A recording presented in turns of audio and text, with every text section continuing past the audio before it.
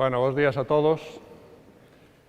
Teño que empezar, por suposto, agradecendo a Igaciencia e a Inés e Manuel pola grande iniciativa que teñen e a paixón que tamén demostran por fomentar a divulgación da ciencia, non necesariamente as ciencias naturais, pero todo tipo de coñecemento e de desenvolvemento do coñecemento para que chegue sobre todo os máis novos, pero un pouco con recorrido para intentar incentivar que vós tamén algún día podeades estar divulgando ciencia para os que toquen no momento do futuro.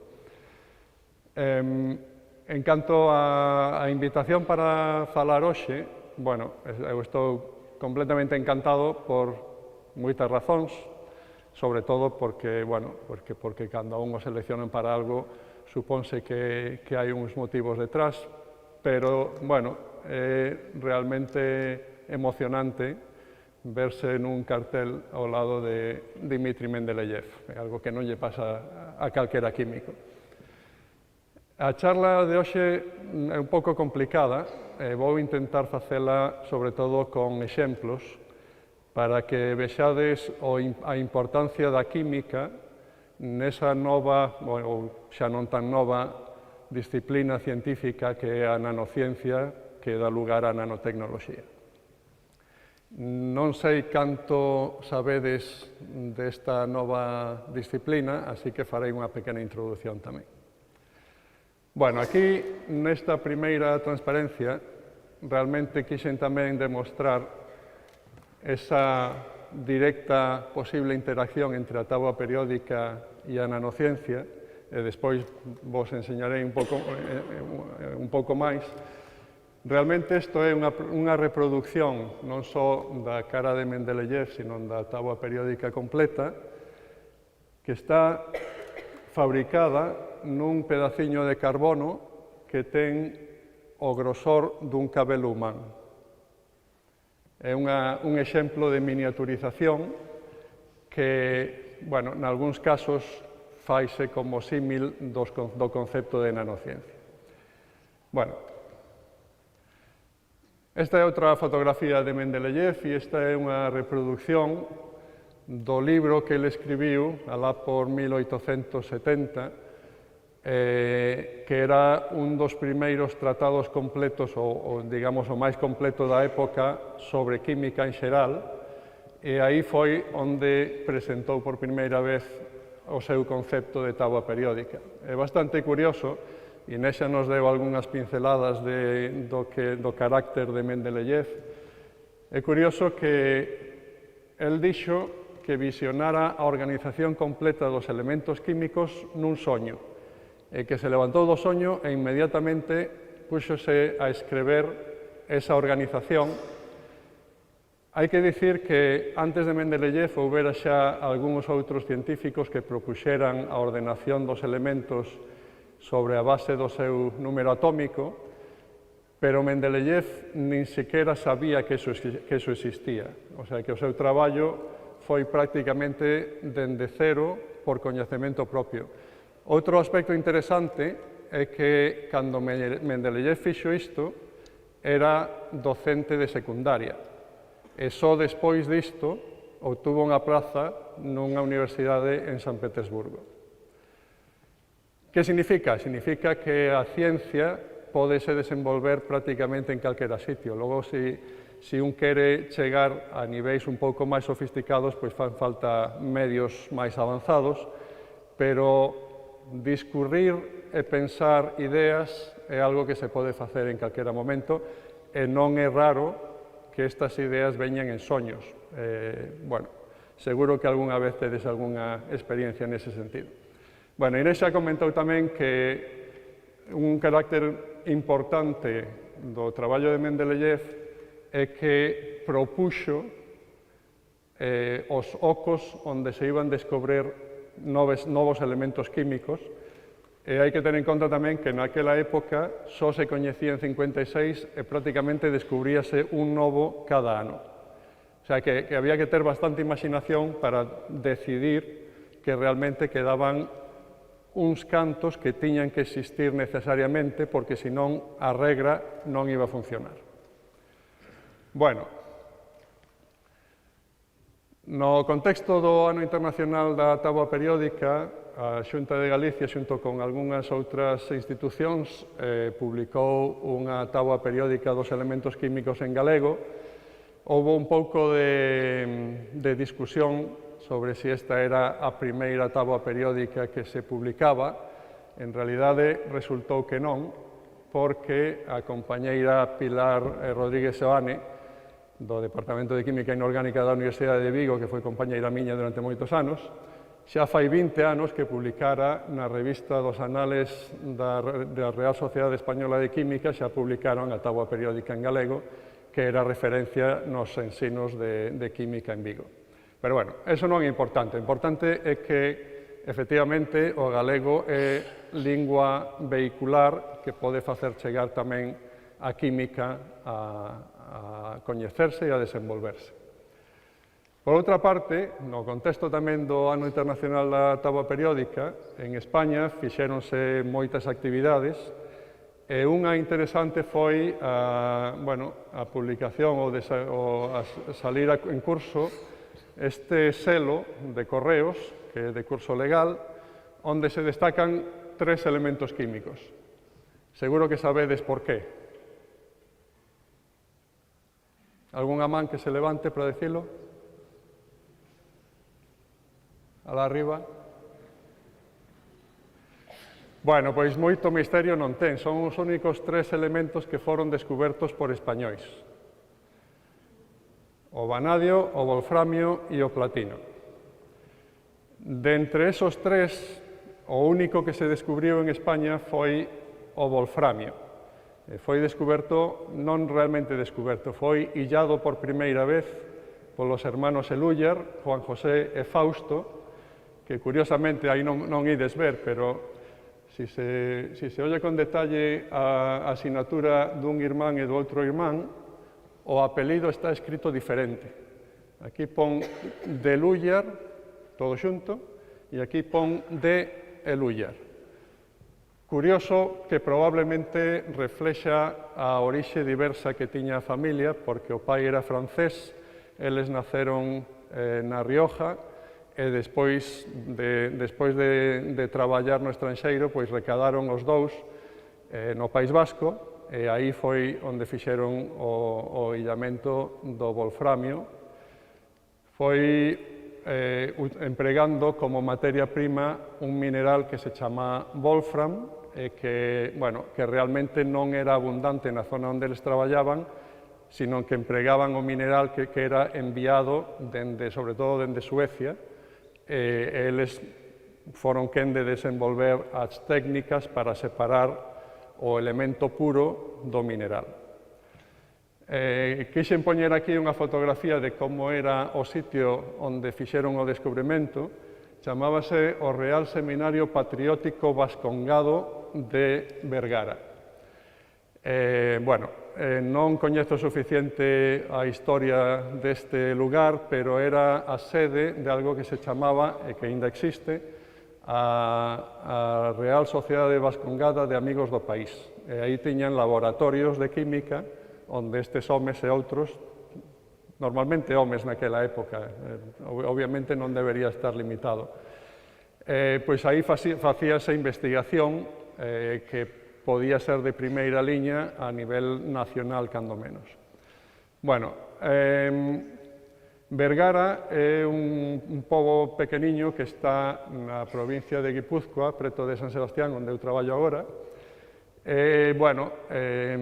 O Seminario Patriótico agora é un museo onde se pode ver os instrumentos que empregaban os hermanos Eluller naquela época.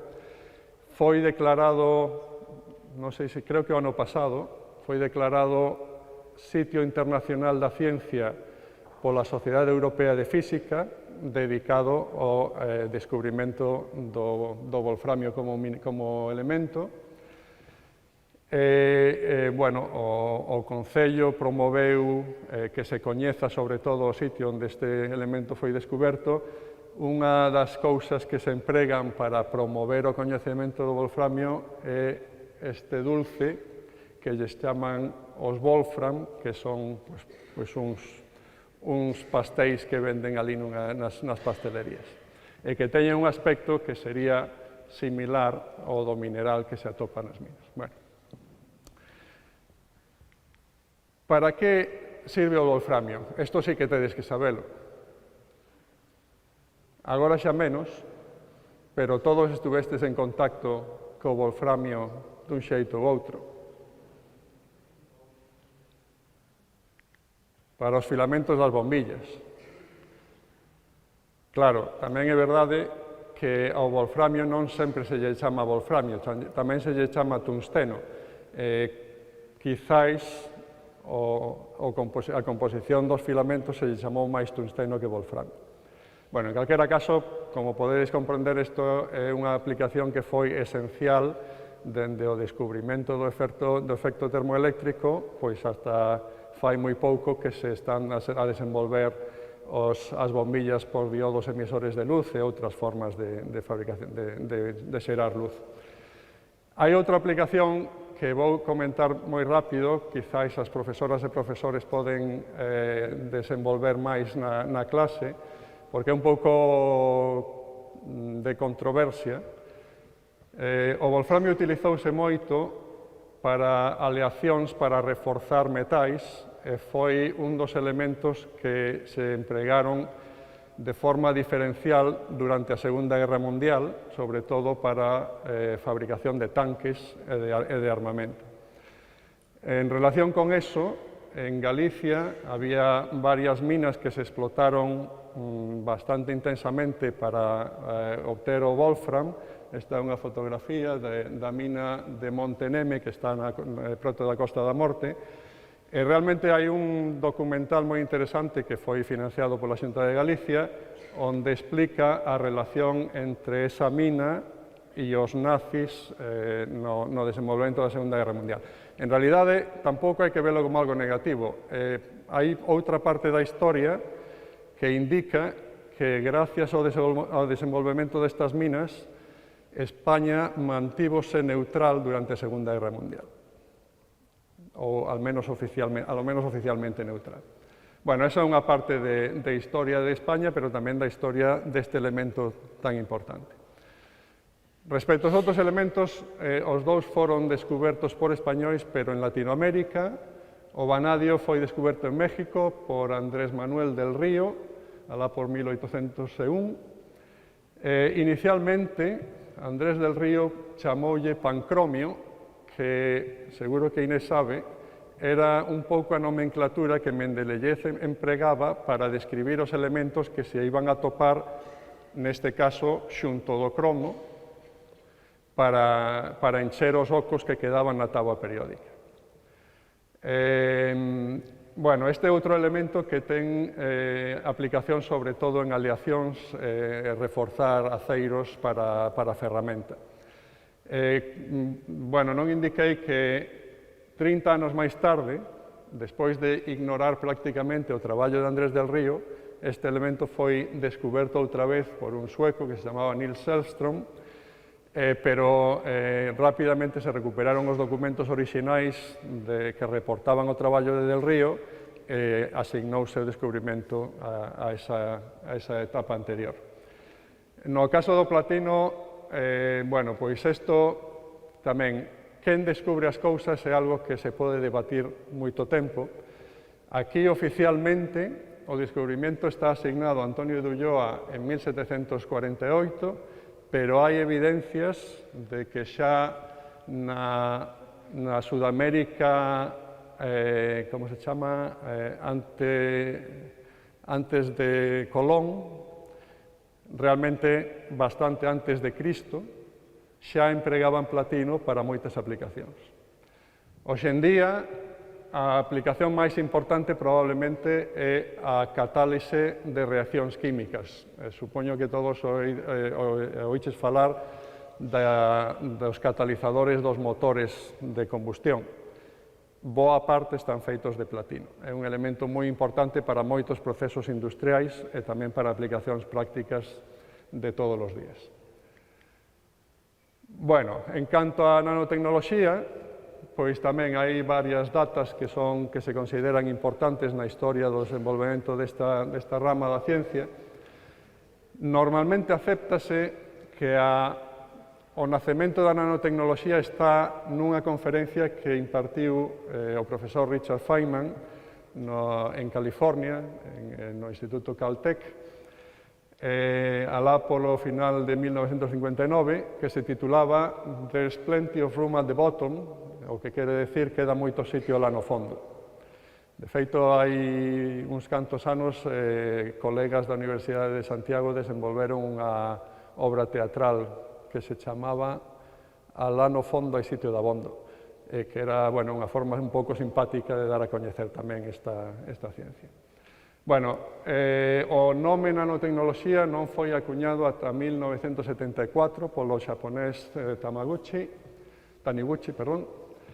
pero a cuestión principal é que Feynman, que non traballaba nisto, sino que traballaba en algo que se chama electrodinámica cuántica, e por eso lle deron o premio Nobel en 1965, o ano que nacimos varios que estamos aquí, pois dedicábase a facer elucubracións e propoñer problemas para que outros os intentasen resolver.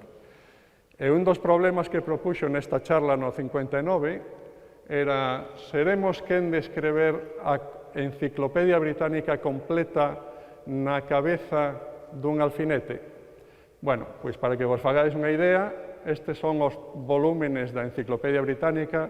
Os máis novos xa non sabedes o que é unha enciclopedia, pero son eses libros grandes que están a veces nas bibliotecas que ninguén toca, pero todos teñen un montón de páxinas e cada páxina ten un montón de letras, e a previsión era que todo isto se puidera escribir na cabeza do alfinete que está aí representado. Bueno, Feynman non era un tolo, un pouco tolo sí, pero isto estaba baseado en cálculos que el facía considerando a instrumentación que xa estaba disponible no ano 59. E, de feito, ese concurso que el incluso propuxo que lle iba a pagar $1000 o primeiro que demostrase que eso era posible, eso chegou poucos anos máis tarde.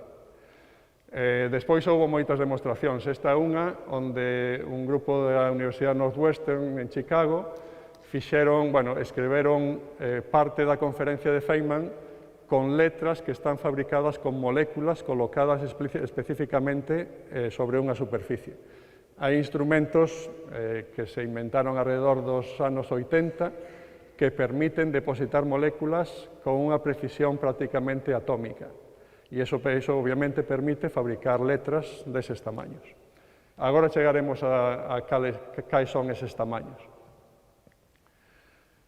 Bueno, isto xa vos amosaba antes, isto foi feito por un instituto da Academia Rusa de Ciencias en homenaxe a Mendeleev este ano, e simplemente é algo que se fabrica con métodos físicos por evaporación de átomos e deposición controlada, e, como vos dicía, a resolución dos nomes dos elementos ou das abreviaturas dos elementos collen neste pedaciño de algo que ten o grosor dun cabelo. Isto está publicado nun artigo na revista CSENANO, da que casualmente eu son editor, pero non son autor deste artigo, senón que foron outros colegas que escreveron, facendo referencia á influencia da táboa periódica sobre a nanociencia. Así que voume permitir empregar algunha imaxe máis dese artigo para a charla de hoxe. Para resumir moito, nano é un prefixo grego que significa en aplicacións científicas, significa 10 elevado á potencia menos 9, é dicir, 0,8 ceros e despois un 1. Un nanómetro sería unha millonésima parte dun milímetro. Esas son as dimensións que manexamos para fabricar materiais que teñen propiedades moi diferentes do material en escala macroscópica que coñecemos habitualmente. Para que vos fagades unha idea, normalmente, bueno, non sei coas rapazas, igual hoxe tamén, pero normalmente cos rapaces o símil futbolístico sole funcionar.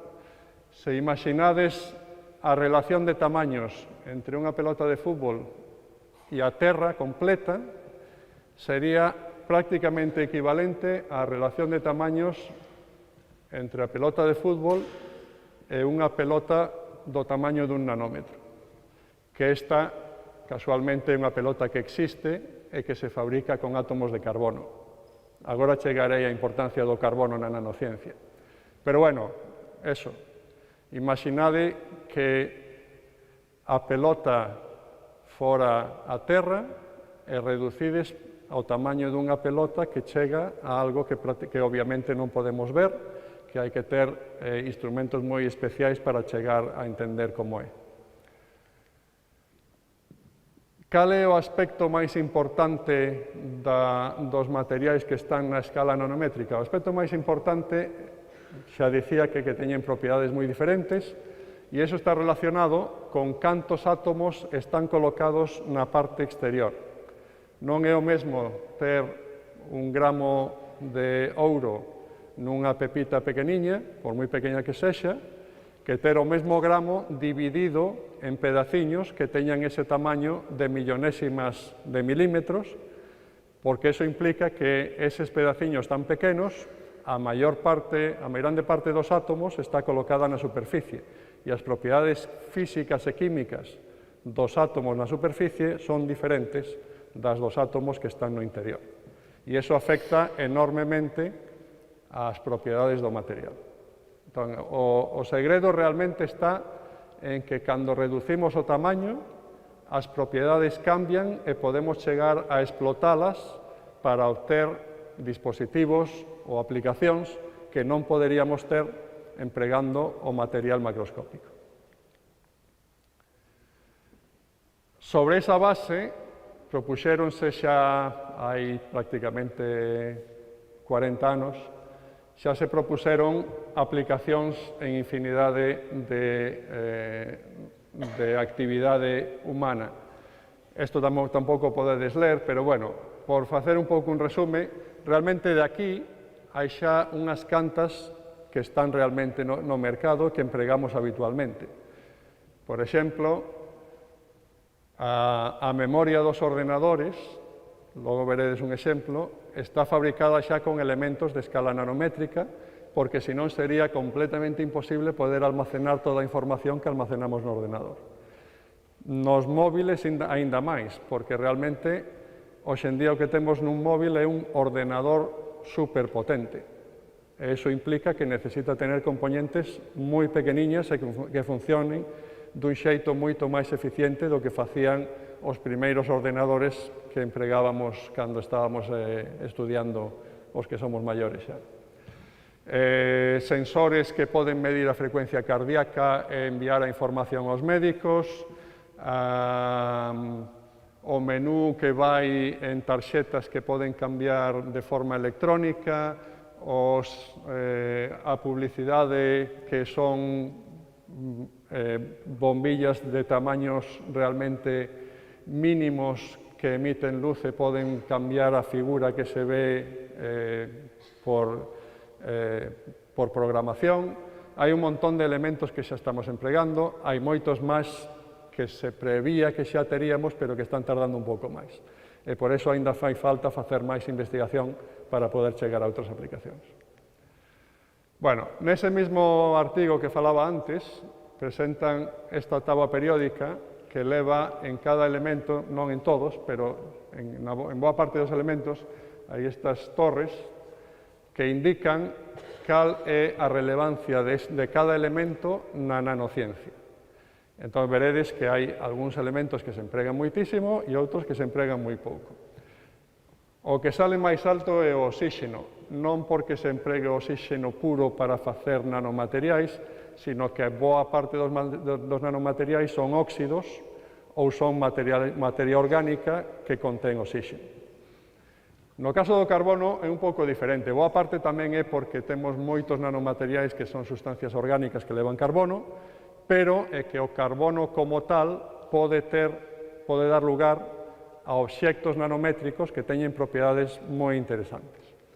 Voume deter un pouco nesto porque é algo que penso que hoxe en día hai que coñecer.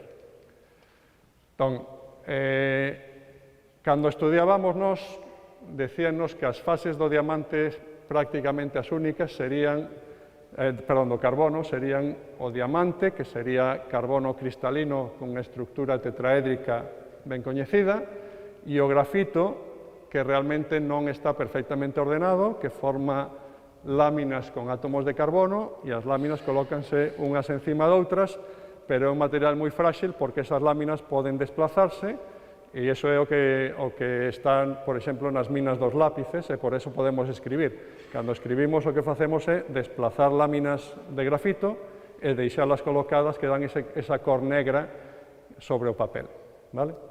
Bueno, hoxe sabemos que, aparte diso, podemos fabricar obxectos de tamaño nanométrico, de millonésimas de milímetro, organizando esas láminas de grafito de formas diferentes. Pode ser en forma de lámina, pode ser en forma de tubo, pode ser en forma de pelota de fútbol. Cada unha desas dá lugar a moitas oportunidades de propiedades que non teríamos se non os fabricásemos deste xeito. Por exemplo, estas pelotas de fútbol que se coñecen como fullerenos, e outro día explicarei por qué, é en honor ao nome dun arquitecto, pois recibiron o Premio Nobel en 1996 pola importancia que se preveía da aplicación destes materiais. Os tubos que vedes aquí non recibiron o Premio Nobel, houbo moito debate, pero as láminas individuales, non colocadas como grafito, sino individuais, que se coñecen como grafeno, recibiron o Premio Nobel en 2010. É un material que se está desenvolvendo a unha velocidade inusitada e que, nalgúns casos, xa está en certas aplicacións, pero se prevé realmente que chega a moitas máis, e agora vos enseñarei algúns exemplos. Isto é simplemente unha demostración gráfica de como se fabrican eses nanotubos de carbono. O que se fai non é obter unha lámina de grafito e enroscala para que forme un tubo. O que se fai é, empregando catalizadores que poden ser de platino, como falaba antes, hai moléculas orgánicas que se descompoñen a alta temperatura e sobre esas pezas tan pequeniñas de metal crecen en forma de tubo. E despois podense separar e empregar para o que queramos. Moitas das aplicacións que se prevén para este material están relacionadas coa súa resistencia mecánica. Isto é unha representación da dureza mecánica, da resistencia mecánica de distintos materiais. Isto sería o acero inoxidable.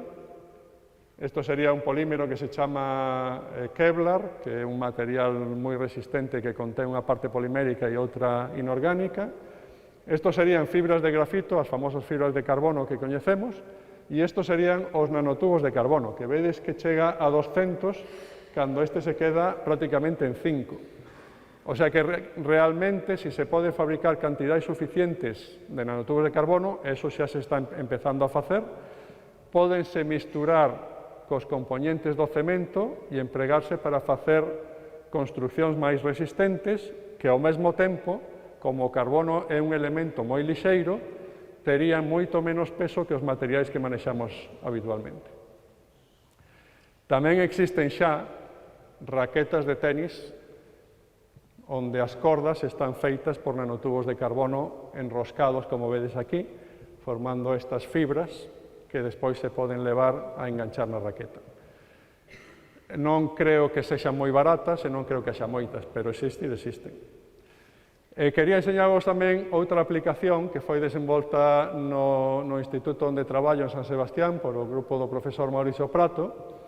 Isto que vedes aquí é unha combinación de nanotubos de carbono con neuronas, que sabedes que son as células que temos no cerebro. Realmente, o que quixeron demostrar aquí é que en casos de accidentes onde hai daños na médula espinal, normalmente neses casos pérdese a comunicación entre as moléculas que transmiten a información aos nervios e é moi difícil recuperar esa funcionalidade.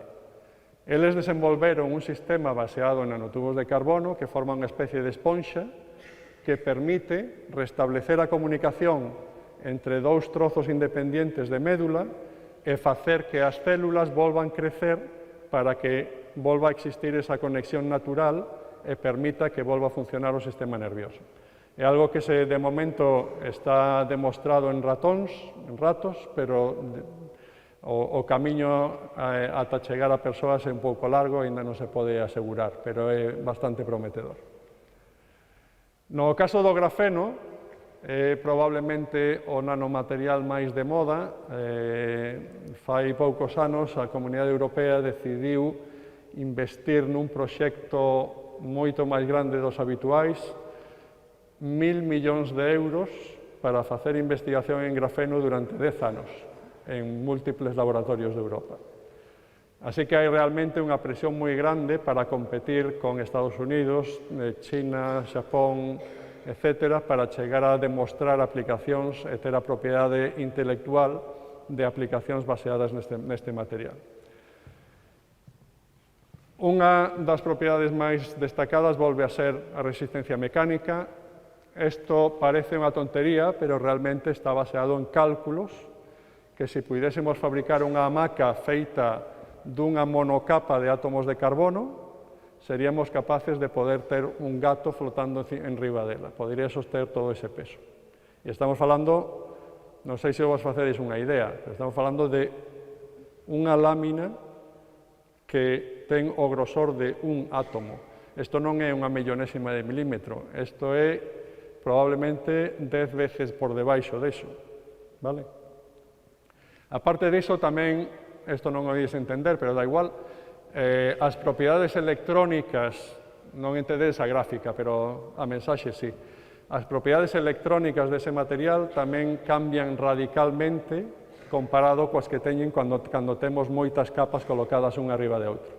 E iso permite non só obter materiais con maior eficiencia, sino que ademais podemos chegar a miniaturizar e incluso a pensar en pasar directamente aos móviles plegables, por exemplo. Este é un vídeo que xa saliu hai uns anos, onde se presentaban posibilidades que existirán no futuro empregando o grafeno como material. Isto é o que vos facedes habitualmente polas mañáns, que nada máis abrir os ollos, colledes o móvil para mirar o que chegou pola noite. Neste caso, isto sería un móvil que tería prácticamente o grosor dunha folla de papel, que se podería doblar e que tería todas as funcións: despertador, móvil, pantalla de proxección. Aí vedes que sería prácticamente onde se fan as presentacións, se leen os libros e se busca toda a información que é necesaria. Eso parece ciencia ficción, pero realmente non está tan lonxe. Eso é un dos obxectivos das investigacións que se están a facer en varios sitios do mundo.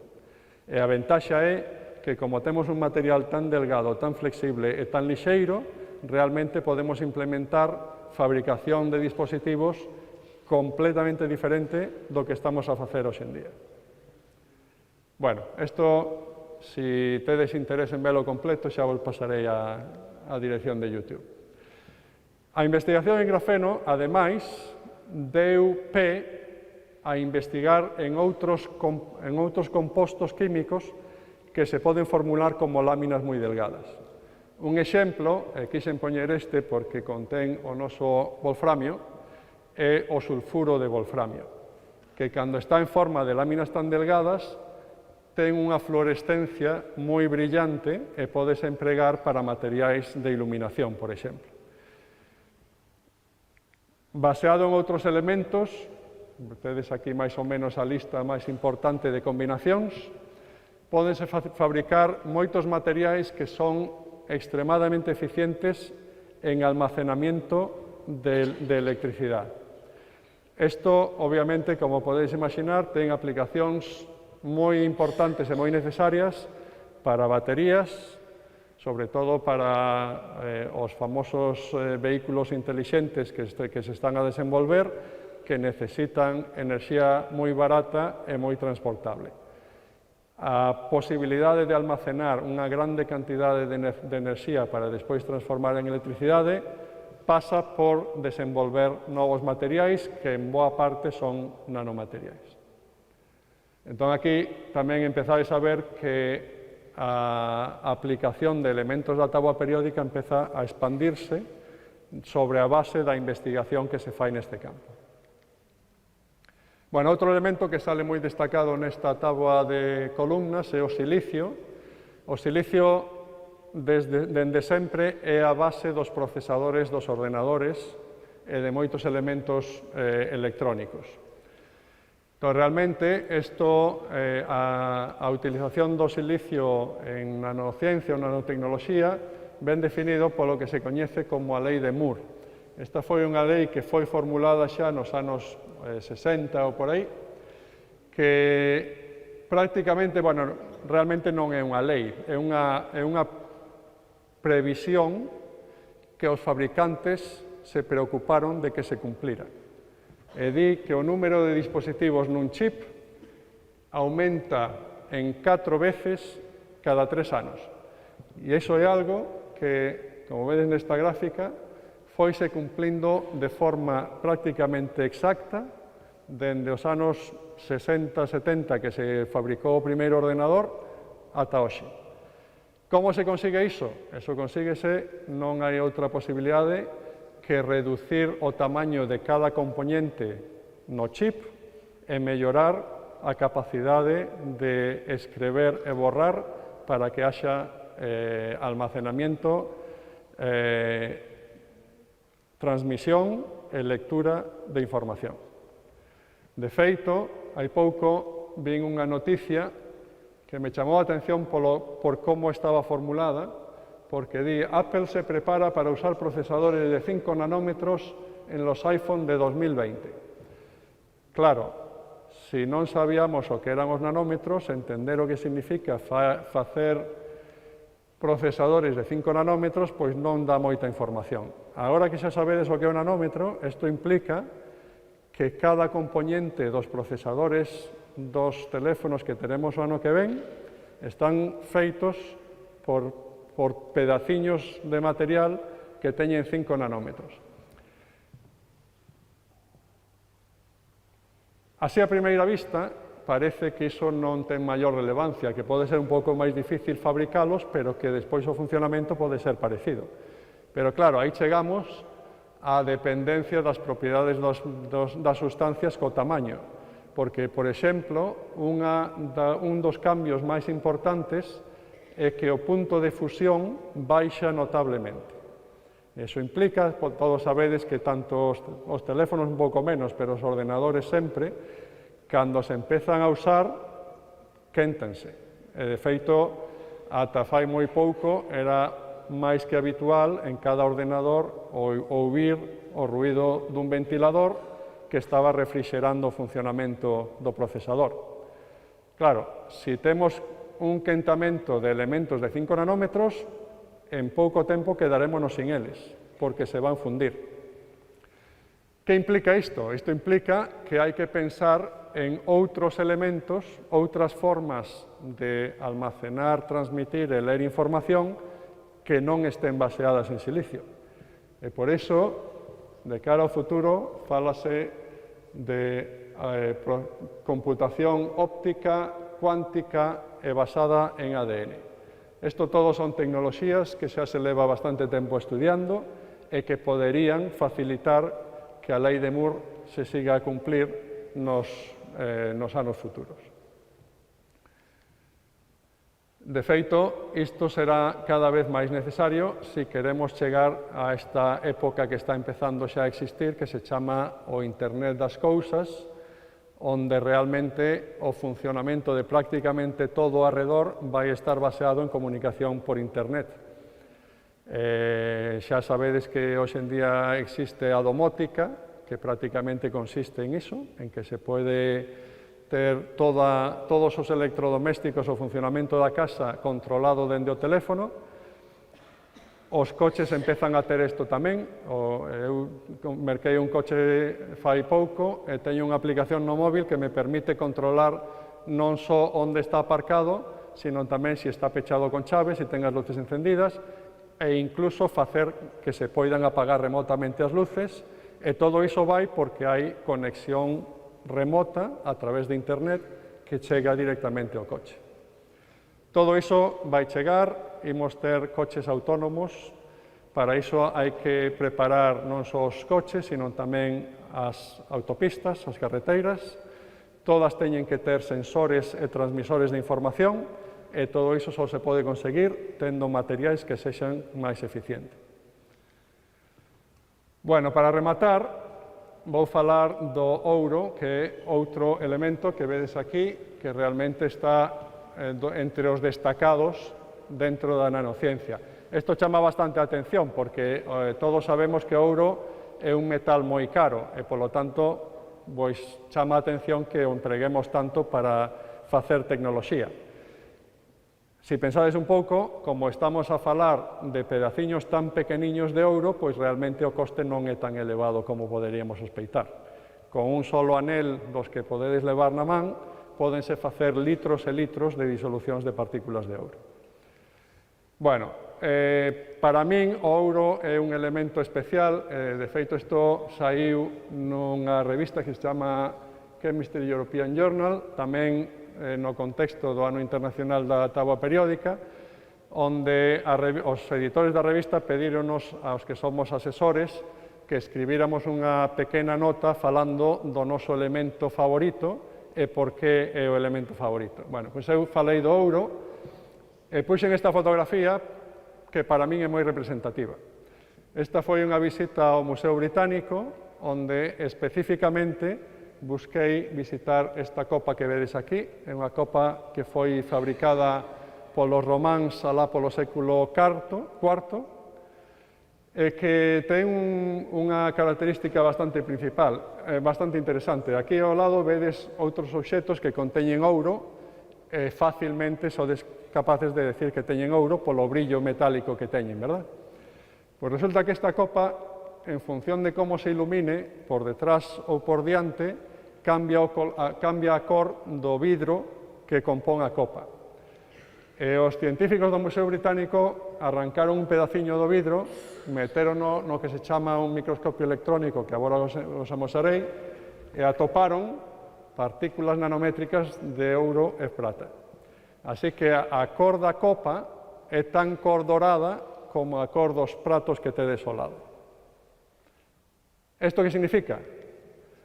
Bueno, antes deso, o mesmo concepto empregouse durante a Idade Media e durante moitos séculos para imprimir cores aos vidros das catedrais e das igrexas, porque realmente ter pigmentos que non se degradan coa luz é esencial para que estes podan durar durante séculos e hoxe podamos ver aínda as cores dos vitrales igual que se veían no século XII, por exemplo. Vale, pois todo iso está baseado en pigmentos que son nanopartículas. A fabricación realmente é moi sinxela. Este é un exemplo de algo que incluso se pode facer nun laboratorio dun centro educativo. Só fai falta moi poquinha cantidade de cloruro de ouro disolto en auga, ponse a quentar baixo a excitación, e unha vez que empeza a ferver, añádese citrato sódico. Cando se añade o citrato sódico, empeza a haber cambios na cor da disolución. Primeiro ponse bastante oscura, e despois gradualmente vai cambiando de color, ata que, ao final, o que temos é unha disolución que ten unha cor vermello moi intenso, que casi parece viño, e iso é unha disolución de nanopartículas de ouro. e son igual de metálicas que os anéis ou os colgantes que podedes levar postos. Por que ten esa cor? Polo tamaño e a xeometría das partículas que hai aí dispersas, que son esferas aproximadamente de 15 nanómetros de diámetro, que están dispersas en auga e que non se tocan entre sí. O meu laboratorio leva moitos anos traballando nesto, realmente o que facemos é intentar controlar a xeometría das partículas que se forman por estes procesos químicos. Facemos todas esas xeometrías que podedes ollar aí, simplemente cambiando aditivos que se van colocando sobre os cristais de ouro cando van crecendo.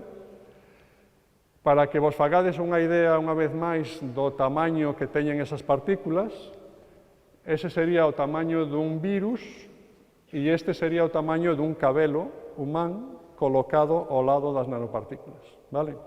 O sea, que cada unha destas é prácticamente 10 ou incluso menos veces que o grosor dun cabelo. A investigación leva a que podamos controlar perfectamente a xeometría das partículas e, ademais, como vedes aí, que en cada sistema prácticamente todas son iguais entre sí. E iso é esencial porque cando cambiamos a xeometría, cambiamos tamén a cor da dispersión de partículas. Así que podemos decidir facer ouro, que cor esta? Púrpura, azul, verde, vermello, naranxa, realmente o que queramos. E iso non o facemos para divertirnos e ver cores, sino porque estas propiedades tamén poden axudar en moitas aplicacións. Aquí tedes outro exemplo da capacidade que temos na actualidade para analizar os materiais fabricados. Esta é unha fotografía do que se chama o microscopio electrónico. É un microscopio que nos permite obter, bueno, fai falta un bastante avanzado para obter isto que vedes aquí, pero isto é ni máis ni menos que a reproducción tridimensional dunha partícula das que nos fabricamos, onde se pode identificar perfectamente a posición de cada átomo. O sea, que realmente podemos saber incluso os defectos cristalinos que hai nas partículas que estamos a facer. Como funciona isto? Pois prácticamente igual que un microscopio óptico, excepto que en lugar de ter lentes de vidro, o que ten son lentes electromagnéticas, é dicir, imáns que manipulan os electróns que salen dunha fonte e que despois interaccionan coa partícula para poder chegar á resolución que necesitamos para analizar o material. Bueno, este é un concepto que igual é demasiado avanzado para esta charla, pero quería amosalo porque vai en relación coa similitude entre a tabla periódica e a nanotecnoloxía, porque hai conceptos nos que, cando as partículas están colocadas moi preto unhas doutras, as propiedades pasan a ser distintas que se estiveran separadas. E moitos dos conceptos que se empregan para explicar esas novas propiedades están baseados en algo que é moi parecido aos conceptos químicos que empregamos para entender as moléculas que están formadas por átomos. Entón, falamos tamén de hibridación, pero en lugar de hibridar os niveles electrónicos dos átomos, o que facemos é hibridar a resposta da luz con cada unha das partículas. E así podemos facer, pois, organizacións de partículas que interaccionan coa luz de forma aromática, como se fora un benceno, ou que interaccionan coa luz igual que se estuveran formando un sistema con falta de simetría. Moi por enriba, quería amosar dúas aplicacións que desenvolvimos no noso laboratorio en San Sebastián. Unha está relacionada con fabricar estes materiais. Aquí, cada liña que vedes aquí é unha nanopartícula de ouro un poquinho alargada. Buscamos a forma de organizalas de xeito que prácticamente todas estén alineadas na mesma dirección e que formen estas capas paralelas que podedes ver aquí. Eso sirve para despois incubar bacterias. Isto que ves aquí, isto serían as montañiñas de cristais de ouro, o que está por enriba son bacterias. As bacterias, cando están formando o que se chama o biofilm, que dá lugar ás infeccións, liberan moléculas como esta, que gracias a poñerse en contacto coas nanopartículas, pódense identificar a través de espectroscopía. De xeito que podemos chegar a identificar a formación destes biofilms, da organización de bacterias, en tempos moi inferiores ás técnicas de detección de infeccións actuais. Hoxe, se ides ao ambulatorio a que vos fagan un análise para saber se tedes unha infección, o que fan é tomar unha mostra normalmente de orina, incuban nun incubador de crecemento de bacterias e esperan polo menos un día hasta ver se a colonia de bacterias creceu para identificar a presencia de bacterias no líquido orixinal. Con esta técnica seríamos capaces de ver eso prácticamente unha hora despois de tomar a mostra, que cada vez máis está sendo moi importante porque as infeccións bacterianas están crecendo a velocidades alarmantes. Hai unha previsión de que en 2050 vai morrer máis xente por infeccións que por cancro, así que é moi importante desenvolver técnicas de detección o máis temprano posible, e esa é unha das direccións nas que nos estamos a traballar.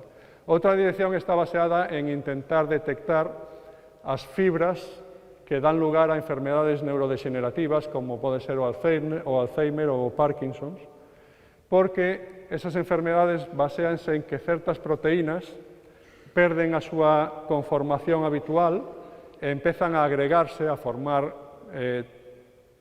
pedaciños un pouco máis grandes, e cando agregan o suficiente forman fibras que se acumulan nunha parte do cerebro que se chama sustancia nigra, e aí empezan a facer dano que dá lugar a todos esos problemas cerebrais que teñen as persoas que sufren destas enfermedades. Entón é moi importante ser quen de identificar a formación desas fibras en etapas moi tempranas. Obviamente é moi complicado facer unha detección dentro do cerebro, pero é que esas fibras, ao mesmo tempo que no cerebro, tamén se forman noutros líquidos biolóxicos que temos no interior do corpo.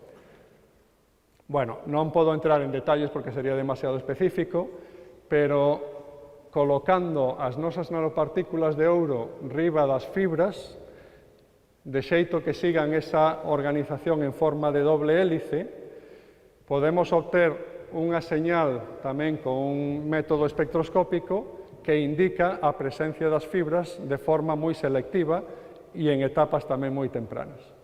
Son dous exemplos que amoso de forma moi rápida porque sería complicado explicar os detalles, que indica un pouco a importancia da investigación que se está a facer relacionada coa nanociencia no campo da biomedicina. Con isto remato. Normalmente nas charlas que dou polo mundo poño todo grazas en todos os idiomas. Hoxe ten que ser así. Graciñas por vir e pola vosa atención.